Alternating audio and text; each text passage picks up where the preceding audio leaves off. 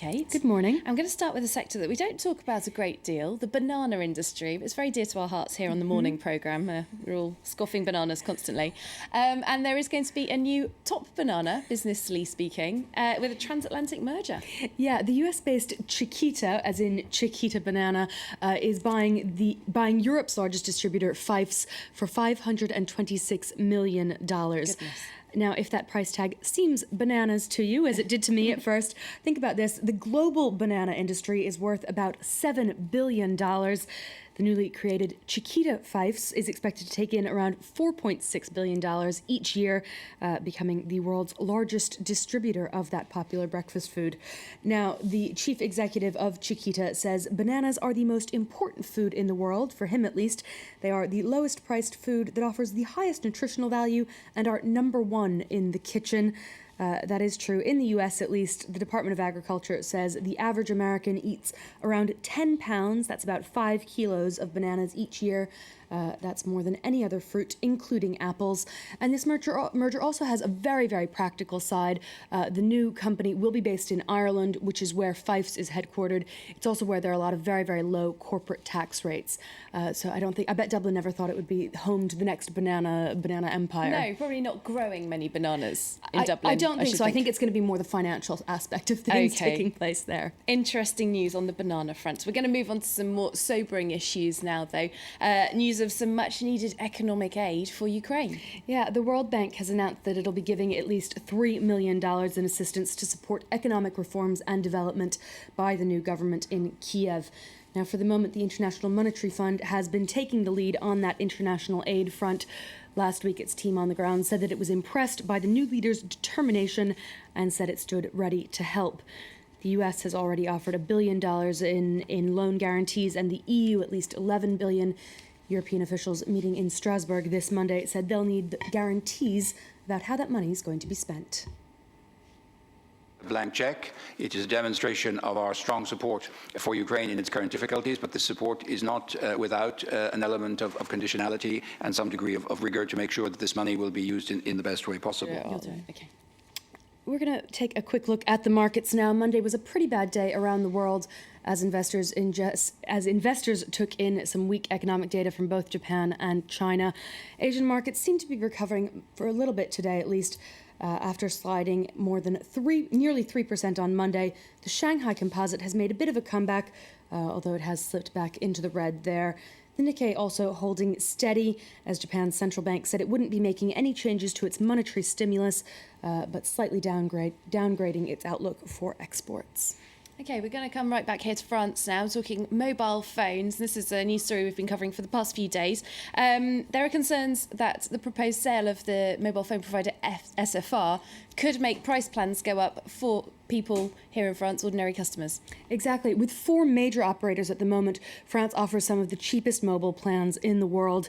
But with Bouygues Telecom and Numericable both vying to take over SFR, those low prices may not last. Catherine Viette has the details.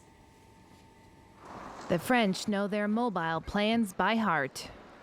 It's an unlimited calling plan with unlimited texts, and I pay €40 a month.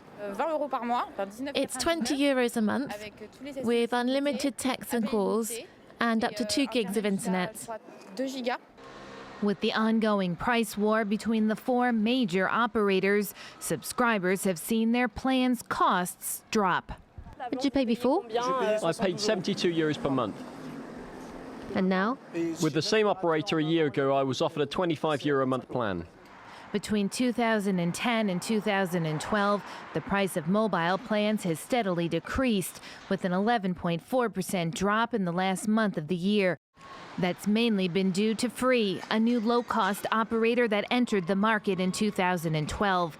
In the latest rankings, France is the 7th cheapest country for mobile plans, behind Greece and Estonia, but ahead of Japan and also the United States. Like in France, 4 major operators have the lion's share of business, but this competition has not lowered prices. Over $200 a month for me and my husband. We pay a lot more for worse service than in most other countries. France could soon go from 4 operators down to 3. In the year after Austria downsized carriers, prices increased by up to 18%.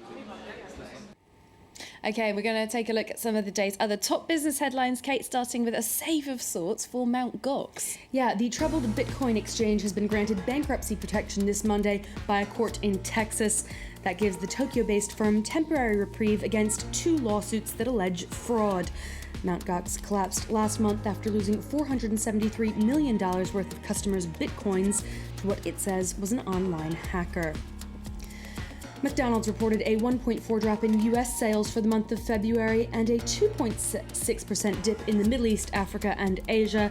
Once the industry leader, McDonald's has seen sales slow over the past 2 years as customers turn to more upscale fast food. And the chief executive of eBay has seen his paycheck cut in half after a year of disappointing performance by the online giant.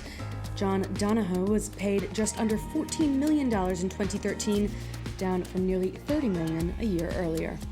Okay, I'd still take that Just paycheck. got time for a quick word about the US state of Colorado. Recently legalized marijuana for recreational use. Also seems to be a win for state coffers. Yeah, the state has said that it's taken in $2 million worth of taxes just from those recreational sales in the month of January alone. That was the first month that those sales were allowed. It also earned an additional $1.5 million from licensing those new stores, as well as taxes from medical marijuana sales, which have been legal for quite a few years now. Taxes on cannabis are as high as 35% in some parts of the state. Okay, very interesting numbers for other states that might be thinking about following the same course. Thanks very much, Kate Moody, with the business news there. We're going to move on and take a look at the headlines on the newspapers here in France with Florence Firmino. Hi there, Florence. Hi, Kat. And we're going to start with a phone tapping scandal involving the former President Nicolas Sarkozy. That's right, this scandal that came out over the weekend, that conversations between Nicolas Sarkozy and his lawyer Thierry Herzog had been tapped for the past year. Now, yesterday, a lot of the press was outraged about this, especially the right-leaning press. This phone tapping was ordered by a judge, and lawyers yesterday said that they were outraged because they said that they have they're bound by professional secrecy with their clients, and so tapping any conversation is illegal. But Libération, the left-leaning paper, comes to the defense of the judges that ordered the phone tapping. Exactly. Libération, bear in mind, is the left-leaning paper. Less of a fan of Nicolas Sarkozy, we could Absolutely. Now, they say, for instance, they say today that lawyers have the wrong judgment on this one. Now, in its editorial, Libération says that lawyers are right to want to defend their right to professional secrecy and confidentiality, but it points out that the reason why these conversations between Sarkozy and his lawyer were tapped is because they were suspected of tampering with the justice system. They were suspected of bribing a senior prosecutor for insider information. So Libération says the judge was actually right to order this phone tapping, and in fact interviews Claire Durzo. She's the president of a judges association who also unsurprisingly comes to the defense of the judges and says that all they're doing here is doing their job. Nobody should get in their way. Nobody is above the law. It's an absolute web of accusations and counter-accusations, isn't it? And like you mentioned, the right-leaning papers are falling in together and taking this as an opportunity to criticise the socialist government. That's right. Today, they're wondering, did François Hollande know this was going on? That's what you can read on the front page of Le Figaro, the main right-leaning paper here in France. Just how much did he know about this phone tapping? Well, Le Figaro says, according to analysts, it's almost impossible that he wasn't informed, and he probably was informed either by the Interior Minister Manuel Valls or the Justice Minister Christiane Taubira, but both of them are being pretty silent about the whole thing. Okay, surely won't be that long until a journalist asks one of them. We should find out, but another person we haven't heard from is Nicolas